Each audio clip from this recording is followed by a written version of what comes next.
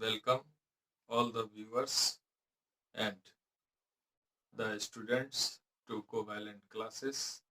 आज मैं आपके सामने एक ऐसे विषय को डिस्कस करने जा रहा हूं जो इंटरमीडिएट के 12वीं की परीक्षा में जहां से कई अंक के सवाल पूछे जाते हैं। इसमें सबसे पहले जो आज का टॉपिक है वो है संज्ञा। सबसे पहले हम जानेंगे कि संज्ञा किसे कहते हैं और संज्ञा वास्तव में है क्या। तो संज्ञा एक ऐसा शब्द है जिसमें हम उन सभी नाम वाले वस्तुओं, व्यक्तियों को रखते हैं जिनका कुछ ना कुछ नाम होता है। यदि हम उसे परिभाषा का रूप दें तो परिभाषा इस प्रकार हो सकता है। आकाश और पाताल के बीच जितनी भी सजीव और निर्जीव प्राणी उपस्थित हैं वे सभी संज्ञा कहलाते हैं। यदि इसे और विस्तार से या दूसरे शब्दों में समझना हो तो इस संसार में जितने भी सजीव और निर्जीव हैं उन सभी के कुछ न कुछ नाम अवश्य हैं। उन्हीं नाम को संज्ञा कहा जाता है। अब आगे हम संज्ञा के भेद पर चर्चा करेंगे। हिंदी व्याकरण में संज्ञा के कुल 5 भेद बताए गए हैं।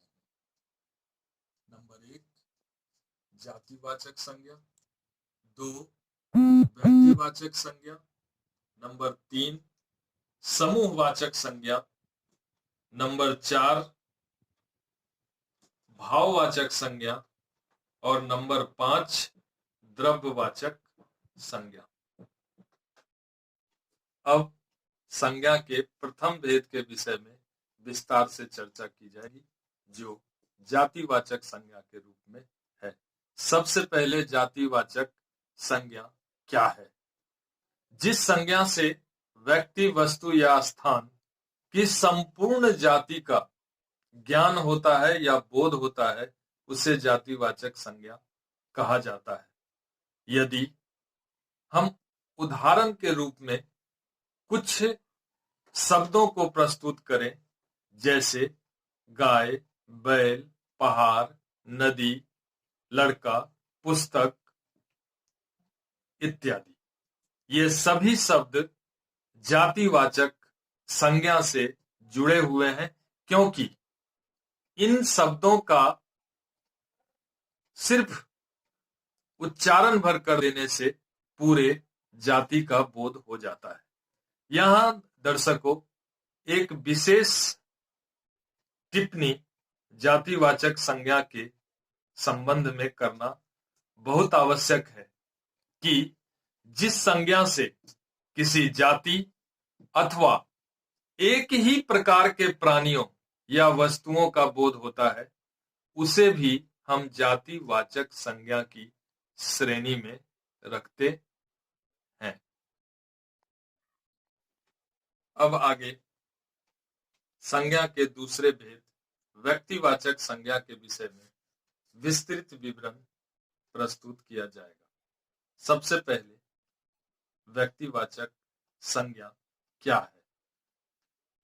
जिस संज्ञा से किसी खास वस्तु, व्यक्ति, स्थान इत्यादि का बोध होता है उसे व्यक्तिवाचक संज्ञा कहा जाता है। लेकिन यहां दर्शकों एक बात स्पष्ट कर देना जरूरी है कि ये जो परिभाषा है ये पुराने व्याकरण के अनुसार तो सही है, लेकिन यदि हम नवीनतम व्याकरण को लें तो उसकी परिभाषा बदल सी गई है। तो अब उस बदले हुए परिभाषा को जानना हमारे लिए अत्यंत आवश्यक है। तो वो परिभाषा है कि जिस संज्ञा से सिर्फ एक का बोध हो। एक का बोध होने से मतलब वह एक व्यक्ति हो सकता है, वह एक वस्तु हो सकता है, या फिर एक स्थान हो सकता है, इत्यादि। तो जिस संज्ञा से सिर्फ एक का बोध होता है उसे हम व्यक्तिवाचक संज्ञा के रूप में जानते हैं और पहचानते हैं। यदि हम उदाहरण के रूप में समझाने की कोशिश करें तो उदाहरण के रूप में हम वैसे संज्ञा को लेंगे जिसकी संख्या एक है, जैसे हिमालय, जैसे गंगा, जैसे राम, सीता इत्यादि। दर्शकों, यहाँ दो विशेष टिप्पणी करना अत्यंत आवश्यक है जो व्यक्तिवाचक संज्ञा से जुड़े हैं। पहला, व्यक्तिवाचक संज्ञा का न तो एक वचन रूप होता है और न ही उसका बहुवचन रूप होता है।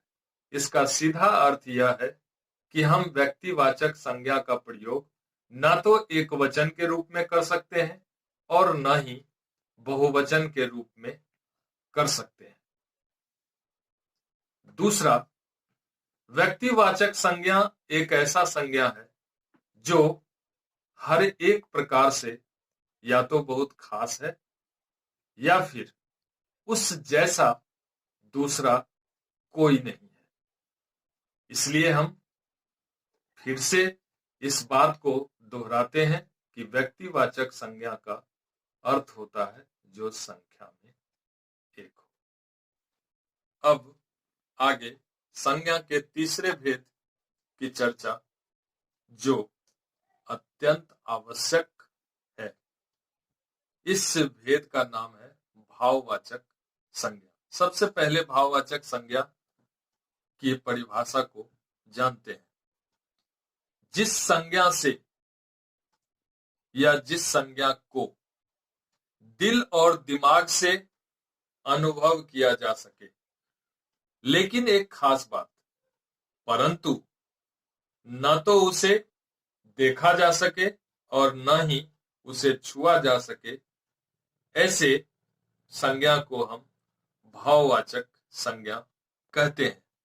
यदि हमें और आसान भाषा में भाववाचक संज्ञा को समझना हो तो एक और परिभाषा जो सबसे नवीनतम परिभाषा कही जा सकती है उसका वर्णन करना अत्यंत आवश्यक है। जिस संज्ञा से सजीव और निर्जीव के गुण दोष अथवा स्वभाव आदि का ज्ञान होता है उसे भाववाचक संज्ञा कहा जाता है। यदि उदाहरण के रूप में कुछ भाववाचक संज्ञा को पेश करना हो तो इन शब्दों को प्रयोग में लाया जा सकता है, जैसे सुख, दुख, क्षमा, मिठास, मित्रता, सहानुभूति, ईमानदारी इत्यादि। दर्शकों, यहाँ एक विशेष बात पर टिप्पणी करना अत्यंत आवश्यक है। भाववाचक संज्ञा का प्रयोग जब हम किसी वाक्य में करते हैं तो न तो उसका एक वचन रूप होता है और न ही उसका बहुवचन रूप होता है, क्योंकि भाववाचक संज्ञा एक भाव प्रधान शब्द है जिसका एक वचन और बहुवचन होना मुश्किल है। लेकिन एक बात और स्पष्ट करना जरूरी है कि यदि भाववाचक संज्ञा के पहले एक विशेष शब्द का प्रयोग कर दिया जाए तो भाववाचक संज्ञा का एक वचन रूप हो सकता है। जैसे यदि कोई कहे कि मैंने एक ज्ञान प्राप्त किया है तो यह वाक्य बिल्कुल गलत है, क्योंकि भाववाचक संज्ञा से पहले डायरेक्ट एक वचन शब्दों का प्रयोग वर्जित है। लेकिन यदि इसी वाक्य को हम दूसरे शब्दों में कहें कि मैंने एक अच्छी ज्ञान अर्जित की है, तो यह वाक्य पूर्णतः सही है। प्रिय दर्शकों, आपका कोटि कोटि धन्यवाद। ये था संज्ञा का पहला भाग। यदि मुझे दूसरे भाग में भी देखना चाहते हैं तो मेरे चैनल को सब्सक्राइब करें या लाइक करें, ताकि मैं और अधिक आपके लिए नए नए चीजों को आपके सामने प्रस्तुत कर सकूं। Thanks for subscribing my channel.